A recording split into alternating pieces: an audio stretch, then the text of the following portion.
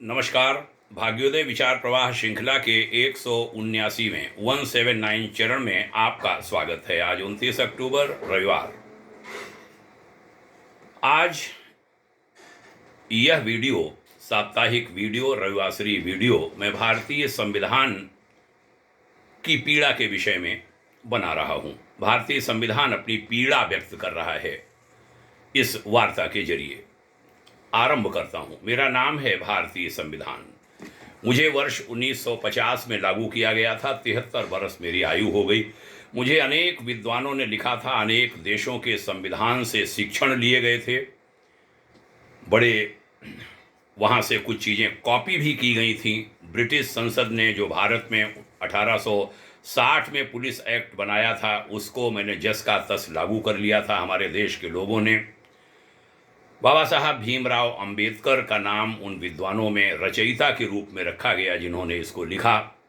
मेरे संरक्षक हैं देश के राष्ट्रपति। कार्यपालिका के प्रमुख के रूप में प्रधानमंत्री, उनकी पूरी कैबिनेट, 700-800 मेंबर ऑफ पार्लियामेंट और राज्यों की विधान सभाएं, विधान परिषदें जिसमें हजारों विधायक हैं। 3 स्तरों वाली मेरी न्यायपालिका मेरी रक्षा करती है। उसमें हजारों के संख्या में न्यायाधीश हैं और लाखों की संख्या में एडवोकेट्स, अधिवक्ता, वकील। मेरे रहते कुछ ऐसे काम हो जाते हैं जिनके लिए मुझ पर आरोप लगते हैं। मैं उससे बहुत पीड़ित होता हूं। संविधान की यह पीड़ा देश अवश्य जाने, अवश्य सुने। अभी हाल की घटना से मैं बहुत दुखी हूं। उत्तर प्रदेश के पश्चिमी अंचल में गौतम बुद्ध नगर जिले, जिसको नोएडा भी कहते हैं, निठारी गांव है। वहां 2004 से लड़कियों की मिसिंग शुरू हुई थी। लगभग 3 दर्जन लड़कियां गायब हुई थीं। पुलिस में एफआईआर उनकी नहीं हुई। 2006 में एक 26 साल की बड़ी लड़की एक रिक्शे से एक बंगले पर जाती है। D5 नाम का वो बंगला है। कोई पंढेर उसके स्वामी हैं और उस गेट में जाने के बाद वो लड़की बाहर नहीं निकलती। रिक्शे वाला वेट करता है पैसे के लिए। गेट खटखटाता है, कोई निकलता है, वो कहता है वो तो बहुत देर की चली गई। तब वह रिक्शे वाला घर जाता है उस लड़की के जहाँ से उसने लिया था। वहाँ उसके पिता को बताता है। पिता आता है, पूछता है, नहीं मिलती। तब पुलिस में जाता है। पुलिस उसको भी भगाती है। कुछ दिन गुजर जाते हैं। दबाव बनता है पुलिस पर और फिर एफआईआर दर्ज होती है। बाद में लगभग 3 दर्जन केस ऐसे निकलते हैं जिसमें बच्चियां गायब हुई थीं, उसी D5 के आसपास आकर के। कोली नाम का कोई नौकर है। बाद में पता चलता है उसने उनको मारा है। उसने बयान भी दिया। लाशों के टुकड़े किए, उन्हें पकाया, उन्हें खाया भी। हड्डियों को नाले में फेंका। नाले में ढेर सारी हड्डियां पाई गईं। विशेषज्ञों ने 19 बच्चियों की हड्डियों की बात स्वीकारी। ये सारी चीज़ें न्यायालय के पटल पर हैं। बहुत जब दबाव बढ़ा तब उत्तर प्रदेश सरकार ने कुछ पुलिसकर्मियों को दंडित किया। दबाव तब भी नहीं रुका। तब सीबीआई को जांच सौंपी गई। सारी रिपोर्ट आई और दोनों को फांसी की सजा हुई, पंढेर और कोली को, 2017 में। और 2023 में अभी अभी इसी वर्ष माननीय उच्च न्यायालय इलाहाबाद ने उन दोनों को बरी कर दिया है। मुझ संविधान की पीड़ा यह है कि वो बच्चियां कहाँ गईं, उनको किसने मारा, इस पर सारे लोग चुप हैं। सरकारें चुप हैं, हमारे न्यायालय चुप हैं। दोषी कौन है, उनको निर्दोष माना चलिए। होंगी कोई कमजोरियां, लेकिन मेरी पीड़ा ये है कि मेरे ऊपर आरोप लगते हैं कि मेरे रहते ये सब होता है। मुझे बहुत दुख होता है जब मेरी कमजोरियों के कारण 50 साल तक एक किशोर की हत्या के मुकदमे का ट्रायल तक शुरू नहीं होता। 50 बरस। मेरठ जिले की घटना, मरने वाला मेरठ का, मारने वाला अधिकांश बुलंदशहर के। वह दबाव डालते हैं कि बुलंदशहर मामला ट्रांसफ़र किया जाए। हाई कोर्ट को लिखा जाता है और 50 बरस हो गए हैं वहाँ से परमिशन नहीं हुई।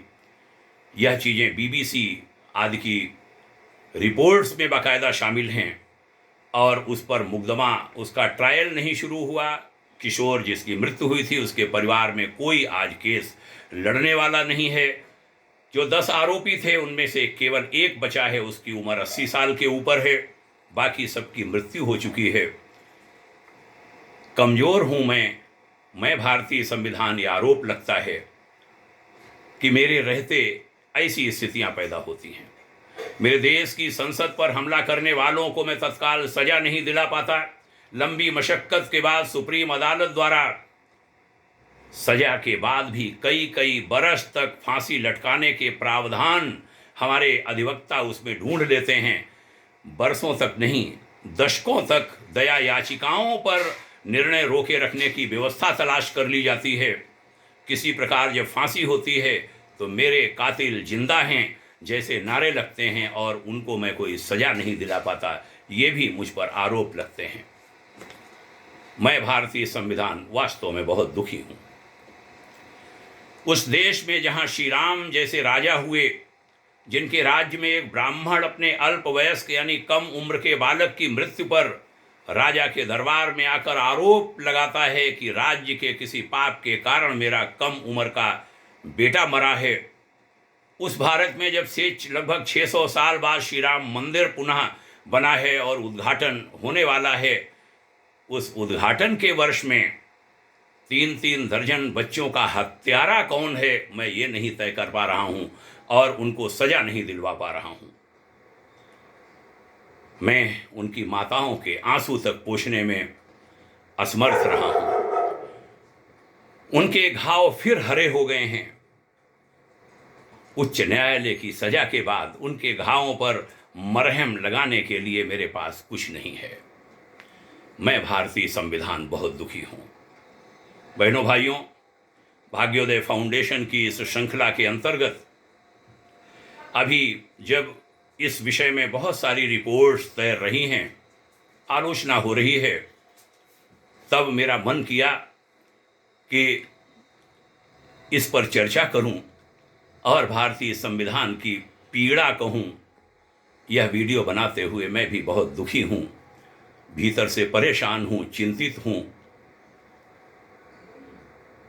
भारतीय संविधान भी शायद कहना चाहता है, मैं भी निवेदन करना चाहता हूं हाथ जोड़कर भारत के कानून मंत्रालय से, भारत की सुप्रीम अदालत से, माननीय सर्वोच्च न्यायालय से कि कुछ ऐसे प्रावधान करें, जुडिशियल चार्टर यहाँ लागू हो, पुलिस चार्टर यहाँ लागू हो, समय तय कर दिया जाए, इतने समय में फैसले जरूर हो जाएंगे।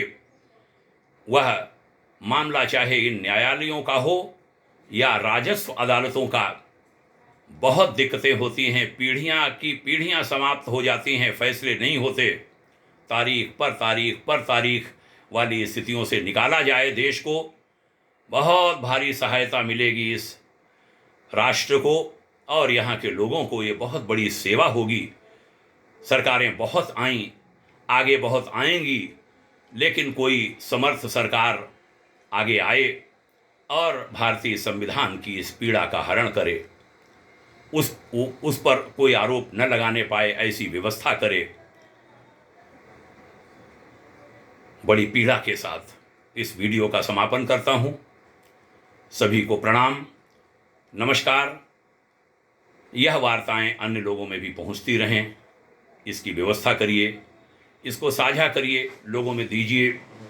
आपने सुना, इसके लिए साधुवाद कहता हूं। जय हिंद, शुभकामना, ओम शांति।